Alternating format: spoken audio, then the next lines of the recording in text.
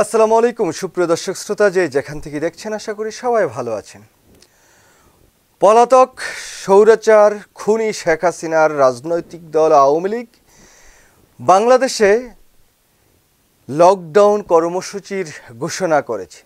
Lockdown এই কর্মসূচি ঘোষণাটি প্রধানত পলাতক শেখ হাসিনাকে বাংলাদেশ থেকে বিতাড়িত করার জন্য জুলাই আগস্ট বিপ্লবের যেই মহানায়করা ছিলেন, শেখ হাসিনাকে বাংলাদেশ থেকে বিতাড়িত করতে যারা বাধ্য করেছিলেন, সেই জুলাই যোদ্ধারাই কিন্তু প্রথম আবিষ্কার করলেন বাংলাদেশের রাজনীতিতে এই লকডাউন কর্মসূচি। শেখ হাসিনা এই জুলাই গণবিপ্লবের যে স্পিরিট সেটাকে ধারণ করেন না। তিনি হত্যাযজ্ঞ করেছেন।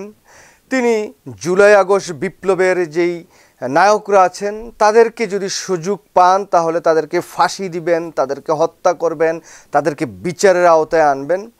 তাদের কিছুই এই আওয়ামী লীগ তথা পলাতক খুনি শেখ হাসিনা কিছুই পছন্দ করেন না। শুধু একটা জায়গায় শুধু তার পছন্দ, সেটা হচ্ছে লকডাউন। এই লকডাউন কর্মসূচিটা তার খুব পছন্দ হয়েছে।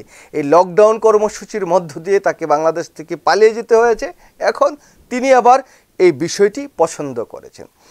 যাই হোক, শেখ হাসিনা তো প্রধানত ভারতের গোয়েন্দা সংস্থা রয়ের তত্ত্বাবধানেই চলেন এবং তারা যে প্রেসক্রিপশন দেন সেটাকেই তিনি অনুসরণ করেন।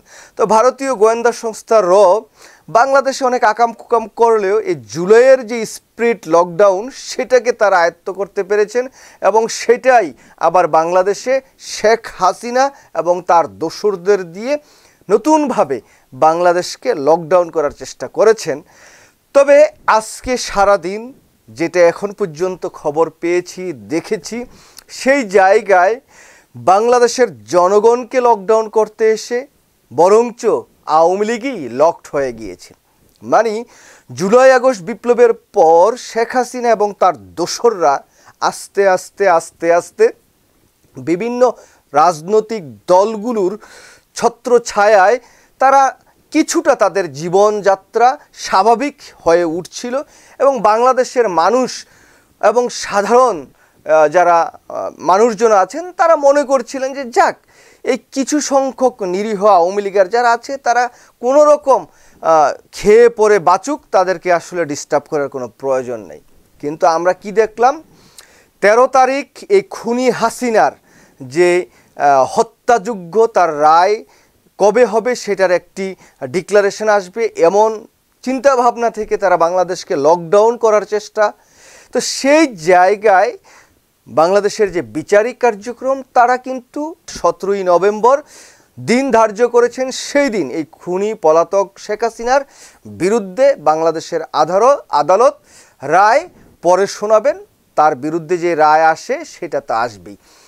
এখন এই যে রায়ের তাকে প্রতিহত করতে গিয়ে পুরো বাংলাদেশে আগুন সন্ত্রাস করে ইতিমধ্যে 6টি বাস তারা পুড়িয়েছেন এবং সংবাদ মাধ্যমে যেটা আমরা দেখলাম যে তাদের যে কিছু ছাওয়াল পাওয়াল আছে, যে ছাওয়াল পাওয়ালরা বহুদিন ধরে আর ওই যে মিছিল মিটিংয়ে যে 50, 100, 200, 500 টাকা যে আর্ন করতেন সেটা আর করতে পারছেন না।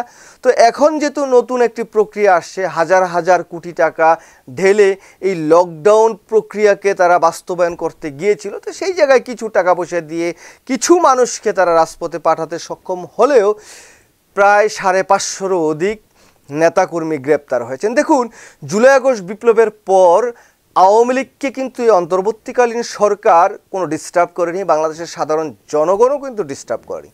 কিন্তু তারা যখন আগুন সন্ত্রাস শুরু করলো, বাসে আগুন দেওয়া শুরু করলো, ককটেল বিস্ফোরণ করা শুরু করলো, ওই যে ভারত যে অস্থিতিশীল একটা রাষ্ট্র বাংলাদেশে তৈরি করতে চায়, সেই ভারতের প্রেসক্রিপশনে সেই ভারতে বসে বাংলাদেশে যে ষড়যন্ত্র করার যে প্রক্রিয়া সেটা শেখ হাসিনা শুরু করেছে। এই প্রক্রিয়ার মধ্য দিয়ে কি হলো, এখন তার যে নেতাকর্মীরা মোটামুটি একটু চলাফেরা করতে শুরু করেছে বাংলাদেশে, যারা পালিয়ে যেতে পারে নাই, বাংলাদেশে আছে, যাদেরকে বাংলাদেশেই থাকতে হবে, তাদের যে চলাফেরা সেটা কিন্তু লকড হয়ে গেছে।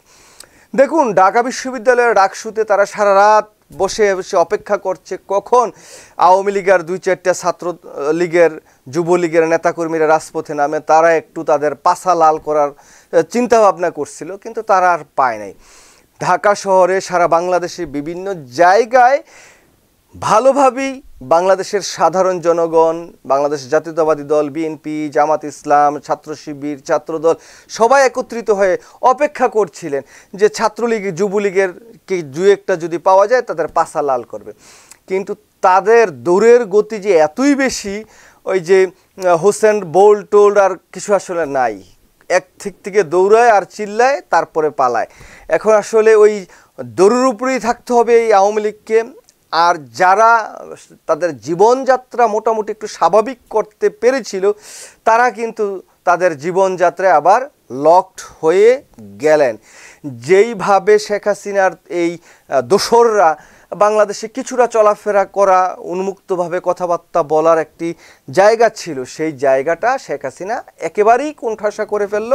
সেই জায়গায় বলা যায় যে শেখ হাসিনা যেই প্রক্রিয়ায় হাতে নেবেন, এই শেখ হাসিনার দোসর যেটাই করতে চাইবেন বাংলাদেশের জনগণ তার বিরুদ্ধে কিন্তু দাঁড়াবেন, সেটা নির্দ্বিধায় বলা যায়। দেখুন, ইতিমধ্যেই বেশ কিছু ঘটনা ঘটেছে। আপনারা জানেন যে ধানমন্ডি 32, যেটা বাংলাদেশের নাকি খুব প্রসিদ্ধ একটি জায়গা, সেই প্রসিদ্ধ জায়গায় ছাত্র জনতা আবার ডিক্লারেশন করেছে সেই জায়গার কোনো ইট রাখাও আর যাবে না, মানে সবাই বাড়িতে ইট টিট নিয়ে আবার প্রত্যেকের নিজ নিজ বাড়িতে সেটা দিয়ে হয়তো বিল্ডিংয়ের ভিত্তিপ্রস্তর স্থাপন করতে পারেন আর কি, সেরকম একটি প্রক্রিয়া হাতে নিয়েছে। আর ইতিমধ্যে আমরা দেখলাম যে যেহেতু শেখ হাসিনা এবং তার দোসররা সেই 96 থেকে শুরু করে এই 2024 পর্যন্ত গান পাউডার দিয়ে বাসে আগুন, মানুষ হত্যা এটি করে রাজনীতিটা করেছেন এবং বিরোধী দলের উপর দোষ চাপিয়ে গেছেন সারাক্ষণ। তো এবার আমি আবার দেখলাম যে তাদের যেই পার্টি অফিস ছিল মানে গুলিস্তানে, সেই পার্টি অফিসে আবার উত্তপ্ত ছাত্র জনতা গিয়ে কিন্তু সেটাকে আগুন ধরিয়ে দিয়েছে। এখন দেখুন, শেখ হাসিনা মনে করেছিল যারই বিএনপি, জামাত, এনসিপি ত্রিমুখী সংঘর্ষ হচ্ছে, এই সংঘর্ষের মধ্য দিয়ে আমি লকডাউন কর্মসূচি দিয়ে আমি আমার দলের নেতাকর্মীদেরকে উজ্জীবিত করে একদম রাজপথে নামিয়ে দিই। তো আমরা দেখছি যারা উজ্জীবিত হয়েছেন সেটা কিসে, সেটা ফেসবুকে এবং ইউটিউবে। আর ইতিমধ্যে আমরা দেখছি যে অনেক ভিডিও টিডিও ভাইরাল টাইরাল করছেন, ভিডিও টিডিও আসছে। তো সেই সমস্ত ভিডিও বিগত দিনের আওয়ামী লীগের যে রাজপথের আন্দোলন টান্দোলন সেরকম ফুটেজ টুটেজ নিয়ে কিছু ভয়েস ওভার টুভার দিয়ে এবার চালিয়ে দিচ্ছেন যে এই যে দেখো 13ই নভেম্বর আমরা লকডাউন কর্মসূচি সফল করে ফেলছি।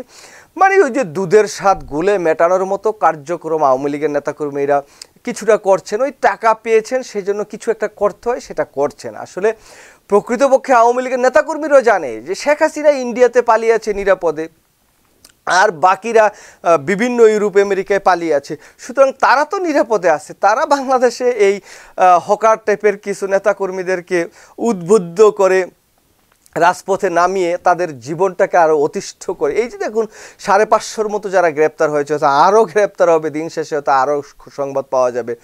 তো সেই জায়গায় এই যে এগুলোকে এই বাটপার চিটার, এই যে গুন্ডা বদমাইশ ককটেল টকটেল মারা, বাসে আগুন টাগুন দেয়, এগুলো করতে গিয়ে এখন কি হলো, তারা মামলা খাবে, অ্যারেস্ট হয়েছেন, এখন তাদেরকে জেলে পুরবেন।